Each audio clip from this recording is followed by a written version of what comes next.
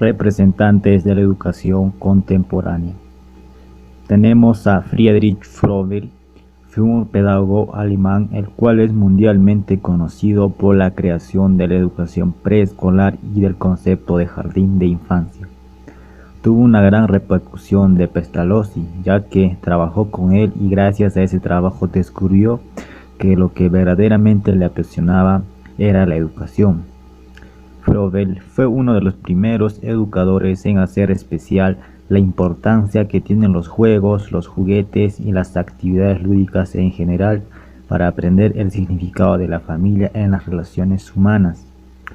Para Friedrich Froebel, la educación comienza en la niñez y de ahí la importancia del juego, ya que gracias a ello el niño es capaz de introducirse en el mundo de la lectura, mundo de la cultura, de la sociedad, la creatividad y el servicio a los demás, por lo que la educación en la etapa infantil debe darse en un ambiente de amor y libertad. Johann Pestalozzi fue un pedagogo suizo, uno de los primeros pensadores que podemos denominar como pedagogo en el sentido moderno del término, pues ya había pedagogos desde la época de los griegos.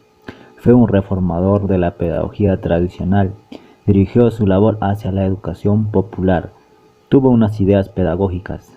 La primera idea fue la enseñanza de los números, por ejemplo las relaciones métricas y numéricas. La segunda idea, la enseñanza de la forma, por ejemplo observar, medir, dibujar y escribir. La tercera, para la enseñanza del lenguaje. Aplicaba la psicología pasando del sonido a la palabra y de la palabra a la frase, por medio del ejercicio de la lectura y la escritura. John Dewey fue un hombre de acción que aspiraba a la unificación de pensamiento y acción, de teoría y práctica. Fue el pedagogo más original, renombrado y influyente de los Estados Unidos y uno de los educadores más perspicaces y geniales de la época contemporánea, influyendo en el curso de 3 generaciones. El pensamiento educativo de John Dewey. La propuesta educativa de Dewey planteó una forma distinta de entender la educación y de conocer al individuo. La oposición a la enseñanza tradicionalista propone una educación basada en las propias experiencias de los niños. Con ello, revalora la importancia de la atención o las necesidades, inquietudes e intereses del infante, así como la relación con su mundo exterior como elementos fundamentales para brindar una verdadera educación y favorecer un auténtico desarrollo del alumno. María Montessori fue la primera mujer italiana que se graduó como doctora en medicina. La autora defendía que el juego es la principal actividad a través de la cual el niño lleva su vida durante los primeros años de edad, afirmación que menciona también Jean Piaget. Por medio de el infante observa e investiga todo lo relacionado con su entorno de una manera libre y espontánea. Los pequeños van relacionando sus conocimientos y experiencias previas con otras, realizando procesos de aprendizajes individuales fundamentales para su crecimiento independientemente del medio ambiente en el que se desarrolla. Jean Piaget. La teoría de Piaget fue la precursora del estudio del desarrollo cognitivo y lo consideró como el producto de los esfuerzos del niño por actuar en su entorno. Los niños están motivados para explorar las cosas y entenderlas, participan de modo activo para comprender el mundo. Este desarrollo se lleva a cabo de acuerdo con sus 3 principios. La organización es la forma en que se integra la información en estructuras para adquirir un aprendizaje. La adaptación es el ajuste que se realiza para integrar la información existente con la nueva información. Equilibrio consiste en encontrar un balance estable entre las estructuras existentes y la información nueva.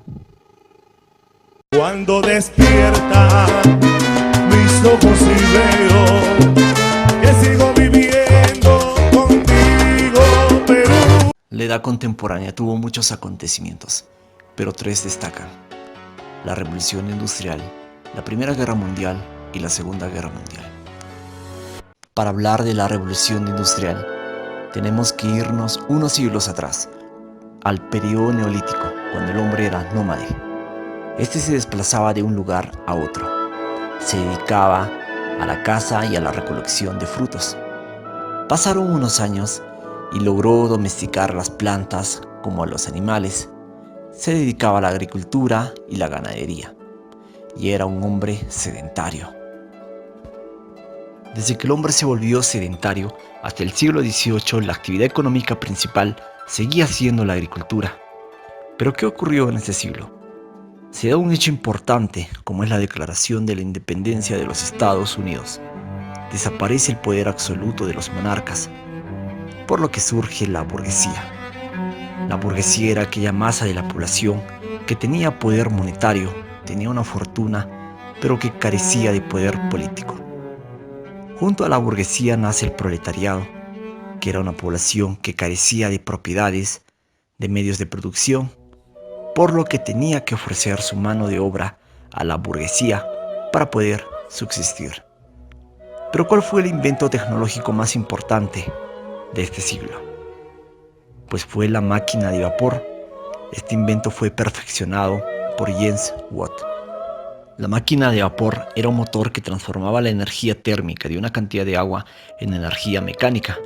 Las empresas y fábricas de ese entonces obtuvieron muchos beneficios, ya que los costos de producción se redujeron bastante para ellas. También se introdujo en el transporte con las primeras locomotoras. Estas servían para cargas de minerales.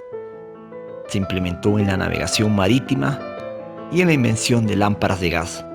Estas se instalaron en las ciudades para que sean más seguras.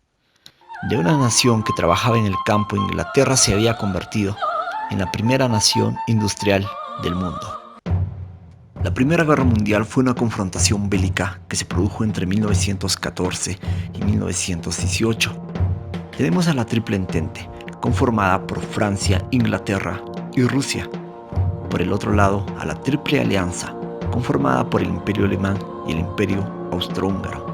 Estos países pactaron en defenderse si eran atacados por Francia o Rusia. A la Triple Alianza se le unió el Imperio Otomano y el Reino de Bulgaria. En cambio, en la Triple Entente, Italia se había cambiado. También se les une el Imperio de Japón y Estados Unidos. ¿Cuál fue la causa que produjo este conflicto? Fue el imperialismo y el colonialismo que venían desarrollando las potencias centrales. Pero el hecho que inició el conflicto fue el asesinato del archiduque Francisco Fernando de Austria y su esposa. Este archiduque era el heredero del trono austrohúngaro. El asesino era un nacionalista serbio. El Imperio Austrohúngaro exige a Serbia que aperturen una investigación, como también una autorización para que ellos puedan investigar en su territorio. Serbia se niega rotundamente, ya que contaba con el respaldo de Rusia. Fue entonces que el Imperio Austrohúngaro declara la guerra a Serbia. Rusia declara la guerra al Imperio Austrohúngaro. Más tarde Alemania a Rusia y Francia. Inglaterra se la declara a Alemania. Medio mundo ya se encontraba en guerra. Los alemanes pensaban en una guerra rápida, ya que pensaban en derrotar a Francia, pero Francia se resistió a lo largo de la guerra. Más tarde, Italia logra derrotar al Imperio Austrohúngaro. Tropas estadounidenses no paran en desembarcar e ir en ayuda a Francia. Alemania y el Imperio Austrohúngaro no tenían salida, y es en donde se da su derrota. Surge con esto el Tratado de Versalles, que era un acuerdo de paz en el que Alemania fue declarada culpable de la Primera Guerra Mundial. Se le exigía pagar por los daños producidos en la guerra. Alemania se sentía humillada. El Tratado de Versalles, para la mayoría, fue la causa principal para que se dé la Segunda Guerra Mundial. Tras el Tratado de Versalles, Alemania se sentía humillada. Necesitaban de una persona, de un líder que les hiciera recordar la potencia mundial que era. Es ahí que aparece Hitler. El Führer tenía gran habilidad en la oratoria. Logra convencer a los alemanes que ellos poseían de una superioridad de raza, por lo que merecían mayor territorio. Es ahí que Hitler decide invadir Polonia. el 1 de septiembre de 1939. Este hecho provocó que Inglaterra y Francia declaren la guerra a Alemania. El Führer logra vencer a Francia, expande más su territorio debido a que se unen países como Rumanía, Bulgaria, Noruega. Más tarde, Japón decide entrar en la guerra. Ataca una base americana llamada Pearl Harbor. Estados Unidos declara la guerra a Japón tras este hecho. Hitler declara la guerra a Estados Unidos. Se podría decir que con este hecho inicia la derrota de Hitler. El Führer decide dividir sus tropas y van por Stalingrado. Mala jugada, porque pierde esa batalla. Sus tropas se retiran y terminan rindiéndose. Pero Japón seguía en guerra. Estados Unidos decide lanzar 2 bombas atómicas sobre Hiroshima y Nagasaki. El número de víctimas ascendía a más de 250,000, pero el objetivo de Estados Unidos al lanzar las bombas atómicas no era poner fin a la guerra, sino era poner bajo sus órdenes a las islas japonesas y demostrar al mundo el poder que tenían si se oponían a sus intereses.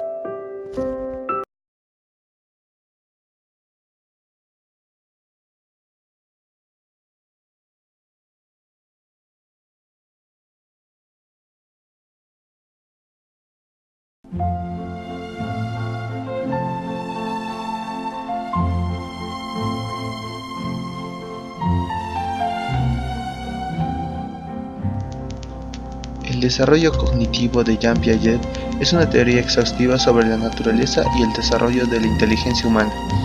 Fue creado por este psicólogo suizo del desarrollo, Jean Piaget, y la teoría se ocupa de la naturaleza del conocimiento en sí y de cómo los humanos gradualmente lo adquieren y construyen y lo utilizan. La teoría de Piaget se conoce principalmente como una teoría de la etapa del desarrollo.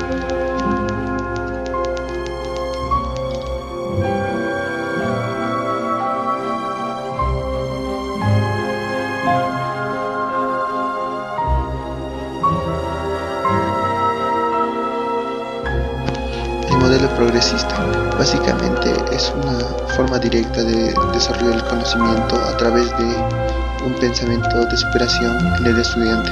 Es decir, este estudiante se inculca con contenidos más directos, explicados de manera más precisa, pero a la vez el estudiante debe ser sometido a experiencias que faciliten su aprendizaje. Es decir, el maestro debe colocar las situaciones correctas para que el estudiante desarrolle su conocimiento. Esto siempre afectado por las condiciones del individuo. Individualmente, cada individuo cuenta con condiciones diferentes para el aprendizaje. Y esto afecta de forma directa también, pero el desarrollo de este individuo va a ser diferente al de otros, pero debe tener siempre ese pensamiento de superación, debe jerarquizar sus ideas, sus metas, y esto a raíz de una enseñanza del maestro que debe facilitar las experiencias, el ambiente adecuado para el aprendizaje. En conclusión, la educación ha sido transformado a raíz del contexto histórico que se vivía, y a raíz de este se han desarrollado estos nuevos pensamientos, han surgido estos nuevos psicólogos, filósofos, para alterar el pensamiento educativo y mejorarlo de alguna manera, para lograr un mejor desarrollo, y es lo que se quería. Gracias.